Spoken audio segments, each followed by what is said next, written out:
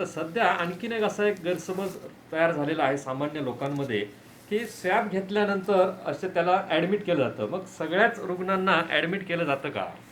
सगळ्यांनाच ॲडमिशनची गरज नसते. इनफॅक्ट बहुतांश पेशंटना ॲडमिशनची गरज नसते. बहुतांश रुग्ण हे सौम्य गटात येतात. म्हणजे साधारणपणे एक 70 ते 80% लोक हे या सौम्य गटात येतात. आणि सौम्य गटातील रुग्णांना शक्यतो होम आयसोलेशन किंवा आपण ज्याला ग्रह विलगीकरण असं म्हणतो त्याचा सल्ला दिला जातो. अर्थात याच्यामध्ये बघितलं जातं की त्यांच्याकडे स्वतंत्र खोली आहे का, त्या खोलीला स्वतंत्र एंट्री आणि एक्झिट आहे का, किंवा स्वतंत्र संडास बाथरूम त्याला आहे, कारण तो कोणीही दुसऱ्याने वापरायचा नसतो. त्याच्याकडे घरी ऑक्सिमीटर वापरण्याची सुविधा आहे का, जर वैद्यकीय गरज तात्काळ लागली तर वैद्यकीय गरज पटकन मिळू शकेल का त्यांना, तर होम आयसोलेशन करता येतं. अन्यथा अशा रुग्णांना कोविड केअर सेंटर जे आपल्या जिल्ह्यामध्ये ओरस या ठिकाणी आहे तिथे भरती करता येऊ शकतं. आणि बहुतेक रुग्णांना ही सौम्य लक्षणं असतात, त्यांची प्रगती समाधानकारक असते. सुदैवाने बऱ्याचशा रुग्णांना याचा फारसा काही त्रास होत नाही. पहिले 2 आठवडे यांच्यापासून इतरांना संसर्ग होण्याचा धोका जास्त असतो, त्यामुळे यांना 15 दिवसाचे विलगीकरण सांगितलेले आहे. त्यानंतर हा धोका नगण्य असतो. म्हणून वैयक्तिक त्रास आणि धोका फारसा नसेल तरीही विलगीकरणाची प्रक्रिया ही पार पाडावीच लागते आणि ती प्रत्येकाने पाळली पाहिजे. आणि म्हणूनच कोविड केअर सेंटरमधले रुग्ण आपल्याला आपण बघितलं कधी जाऊन कोविड केअर सेंटरमध्ये, ते रुग्ण पूर्णतः निरोगी वाचतात आपल्याला. अर्थात या दोन्ही गटातील पेशंटना ॲडमिट करणे अत्यावश्यक असते. म्हणजे पुढच्या दोन्ही गटातील, इतर दोन्ही गटातील जे पेशंट आहेत त्यांना ॲडमिट करणं अत्यावश्यक असते. सौम्य गटातील सुद्धा काही लोकांची प्रकृती नंतर खराब होऊ शकते आणि त्यांना मग हॉस्पिटलमध्ये ॲडमिट करण्याची केव्हाही गरज भासू शकते, तेव्हा ही शक्यताही लक्षात आपण ठेवली पाहिजे. कोविड-19 हा विषाणू शरीरात गेल्यावर नक्की काय होतं? हा विषाणू पहिला आपल्या श्वासावाटे जातो, ज्याला आपण ड्रॉपलेट इन्फेक्शन म्हणतो. म्हणजे इतरांपासून आपण जेव्हा काही त्याचे ड्रॉप्स असतात, त्याच्या सर्दीचे किंवा त्याच्या स्रावाचे, घशातल्या स्रावाचे ड्रॉप्स हे जेव्हा हवेतून म्हणजे 1-2 मीटरच्या अंतरावरून एखाद्या माणसापर्यंत पोचवले जातात, किंवा ते कुठल्याही सरफेसवर असतील आणि आपला त्या सरफेसशी कॉन्टॅक्ट आला, आपल्या सरफेसशी संपर्क आला, तर त्याने ते आपल्या हाताला लागून ते आपल्या नाकापर्यंत आणि पोचवले जात असतील तर तिथून तो आपल्या शरीरात जातो. तो पहिल्यांदा थोडासा गळ्यामध्ये थांबतो, पहिले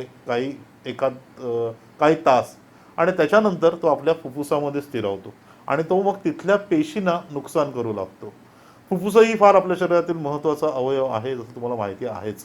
ते आपल्या शरीरात हवेतील ऑक्सिजन शोषून घेऊन तो आपल्या रक्तामध्ये मिसळण्याचं काम करतात, ज्याने आपलं रक्त शुद्धीकरणाची प्रक्रिया होते.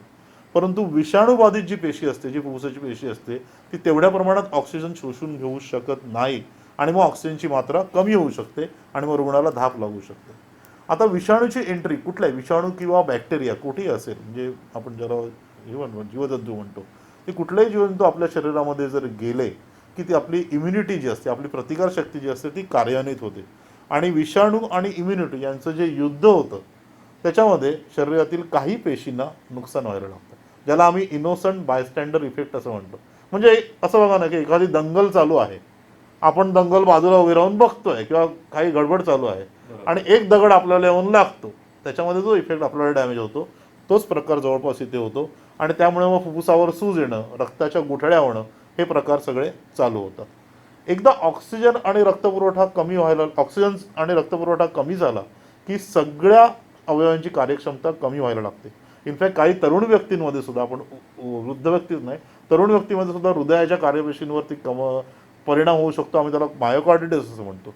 आणि काही रुग्णांमध्ये ही इम्युनिटी जी आहे ती जास्त प्रमाणात काम करते, प्रमाणाच्या बाहेर काम करायला लागते आणि त्याला आम्ही सायटोकाईन स्टॉर्म असं म्हणतो, किंवा विषाणू विरोधक स्त्रावाचा अतिरेक म्हणूया आपण त्याला. आणि ही सगळ्यात बिकट परिस्थिती असते. आणि मग या प्रक्रियेमध्ये धाप लागणे, ताप चढत जाणे, हृदयगती वाढणे, लघवी कमी होणे, किडनीवरती परिणाम होणे त्याचा, छातीत दुखणे कारण त्याचा हार्टवरती परिणाम होतो, या लक्षणांना सुरुवात होऊ लागते. सुदैवाने बहुतेक सुदृढ व्यक्तींचं जे शरीर असतं तर या सगळ्या प्रकाराला यशस्वीरित्या सामोरे जातं आणि 2-1 आठवड्यामध्ये त्यांची प्रगती समाधानकारक होऊ लागते. पण काही वयस्कर व्यक्ती ज्या असतात, ज्यांना दमा, डायबिटीस, कॅन्सर, ज्यांना कॅन्सरवरची औषधं पण चालू असते, अतिस्थूलता, ओबेस असलेले रुग्ण, यांच्याविरुद्ध हे अंतर्गत विषाणू विरोधक हे युद्ध सहन करू शकत नाहीत. अनपेक्षितरित्या काही सुदृढ व्यक्तीसुद्धा असलेल्या व्यक्तीसुद्धा या सायटोकाईन स्टॉर्मला बळी पडू शकतात. आणि या सगळ्याचा परिणाम म्हणून फुफ्फुसं किंवा हृदयाची क्षमता कायमस्वरूपी कमी होण्याची शक्यता पण नाकारता नाही. म्हणजे कुठल्याही आजारामध्ये हा आजार कसं वळण घेईल याचा ठोकताळा सध्या तरी बांधणं अवघड आहे. सर्व जगाला याचं कोडं पडलेलं आहे. म्हणून सरसकट सगळ्यांनी तो आपल्याला होऊच नये यासाठी काय केलं याची काळजी घेणं फार आवश्यक आहे. आता मध्यम आणि तीव्र स्टेजमधून सुधारणा झालेल्या काही व्यक्तींना या आजाराचे दुर्गामी परिणाम पण भोगावे लागतात. कोविड-19 या विषाणूवरती काहीच इलाज नाही असं म्हणतात, हे खरं आहे का? नाही सर, असं बघा की कोविड-19च नाही तर इतर कुठल्याही आजारासाठी उपाययोजना ही साधारणपणे 4 प्रकारे विभागली जाते. एक म्हणजे प्रतिबंध, ज्याला आपण प्रिव्हेन्शन असं म्हणतो. एक म्हणजे क्युअर, त्याला ट्रीटमेंट म्हणूया आपण. नियंत्रण म्हणजे कंट्रोल. आधार म्हणजे सपोर्टिव्ह, नियंत्रण आणि आधार त्यामध्ये दोन्ही येतात ते. आणि उपशमन म्हणजे पॅलिएशन. सो आजार रोखण्यापासून रोखावा जावा म्हणून प्रतिबंधात्मक उपाय असतातच, पण कोरिवा प्रतिबंधासाठी शासनदर्शित उपाययोजना आपल्या सगळ्यांना माहिती आहेच. पण व्हॅक्सिन संदर्भात सुद्धा युद्ध पातळीवर सध्या प्रयोग सुरू आहेत. क्युअर म्हणजे डायरेक्ट विषाणूनाशक औषधी. आता याच्यामध्ये फ्लॅव्हिपिराविर आणि रॅमडेसिविर ही औषधं काही प्रमाणात कोरोनासाठी विषाणूनाशक म्हणून काम करतात. अर्थात त्याला पण मर्यादा आहेत. त्यामुळे ओव्हरऑल बोलायचं झालं तर कोरोना सोडून इतर बऱ्याच आजारांवर सुद्धा आपल्याकडे क्युअर उपलब्ध नाही आहे, किंबहुना काही विशिष्ट जंतू संपर्कावरतीच आपल्याकडे डायरेक्ट इलाज उपलब्ध असतात. अर्थात याचा अर्थ असा नाही की सगळ्या या आजारांचा इलाजच होत नाही असं नाही. वैयक्तिक इम्युनिटी किंवा त्याला सपोर्ट करणारी जी औषधं असतात, याच्यामध्ये काही आयुर्वेदिक आणि होमिओपॅथी औषधं सुद्धा आहेत, ही असे दोन्ही मिळून हे काम करत असतात. यातला नियंत्रण हा सगळ्यात महत्त्वाचा भाग आहे आणि बहुतेक आजारामध्ये शरीराला होणारा डॅमेज कंट्रोल करणे अत्यावश्यक असते. म्हणजे उदाहरण जायचे झाले तर काही अतिरेकी बॉम्बस्फोट करून पसार झाले तर त्यांना नुसतं पकडून किंवा सावळून स्फोटाने झालेलं नुकसान भरून निघणार नाही. त्या स्फोटामुळे झालेल्या नुकसान आपत्तीमुळे होणारी जी आपत्ती व्यवस्थापन आहे, जे डिझास्टर मॅनेजमेंट आपण ज्याला म्हणतो, ते करावे लागते. त्याचप्रमाणे विषाणू मारल्याने पूर्ण फायदा होत नाही किंवा आधी सांगितल्याप्रमाणे इम्युनिटी किंवा विषाणू यांच्या युद्धात होणारे नुकसानसुद्धा मर्यादित ठेवणे फार आवश्यक आहे. आणि यासाठी काही अनेक औषधंसुद्धा आहेत, ज्याला आम्ही टॉसिलोझुमॅब किंवा सायटोसॉप ही औषधंसुद्धा द्यावी लागतात. त्याचबरोबर ताप, खोकला, सर्दी, अंगदुखी हे शारीरिक त्रास कमी करण्यासाठी पॅरासिटामॉल, व्हिटॅमिन्स, कफ सिरप दिले जातात. आणि सगळ्यात महत्त्वाचं म्हणजे ज्या पेशंटमध्ये प्राणवायूंचे प्रमाण कमी होते त्यांना ऑक्सिजन पुरवठा सतत चालू ठेवणं हे महत्त्वाचं असतं. आता व्हायरल इन्फेक्शनमुळे सुद्धा शरीराची प्रतिकारक्षमता थंडावते, फुफ्फुसे खराब होतात आणि इतर जंतू संसर्ग त्यांच्यामध्ये होऊ शकतात, ज्याला आपण बॅक्टेरियल इन्फेक्शन म्हणजे सुपर ॲडेड बॅक्टेरियल इन्फेक्शन म्हणतात, ते पण जोर धरतात. आणि ते ओळखून त्याच्यावरती प्रतिजैविके म्हणजेच अँटीबायोटिक वापरावे लागतात. रक्ताची गुठळी वाढण्याचे प्रमाण जर वाढायला लागले, काही विशिष्ट टेस्ट करून आपल्याला त्याची माहिती मिळू शकते आणि ते जर वाढत असतील तर आपल्याला रक्त पातळ करणारी औषधं द्यावी लागतात. आधीच्या एखाद्या पूर्ण बऱ्या झालेल्या रुग्णाचा प्लाझ्मा रक्तघटक, ज्याला आम्ही प्लाझ्मा कॉव्हॅलेसंट थेरपी असं म्हणतो, हा देण्याचा प्रयत्नसुद्धा केला जातो. याद्वारे दुसऱ्या व्यक्तीमध्ये ऑलरेडी तयार झालेल्या प्रतिकारक्षमता प्रतिजैविक म्हणजे ज्याला अँटीबॉडी म्हणतात ती वापरता यावी ही कल्पना पुढे आलेली आहे.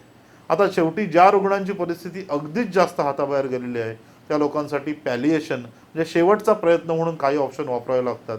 याच्यामध्ये इक्मो म्हणजे ज्याला आम्ही एक्स्ट्रा कॉर्पोरियल मेम्ब्रेन ऑक्सिजनेशन किंवा ट्रॅकिओस्टॉमी किंवा त्यांना परमनंट व्हेंटिलेटरवर आम्हाला टाकावं लागतं. पण सांगण्याचा उद्देश हेच आहे, जे पेशंट व्हेंटिलेटर एवढ्या स्टेजपर्यंत जातात त्यांच्यामध्ये ते बाहेर येण्याची शक्यता तेवढी जास्त चांगली नाही आहे. त्यांच्यामध्ये मृत्यूचा दर हा पण फार जास्त आहे, ज्याला आम्ही मॉर्टॅलिटी म्हणतो. ती मॉर्टॅलिटी त्यांच्यामध्ये खूप जास्त आहे त्यांच्यामध्ये. सौम्य किंवा मध्यम तीव्रतेच्या आजारावर काय इलाज असतात का?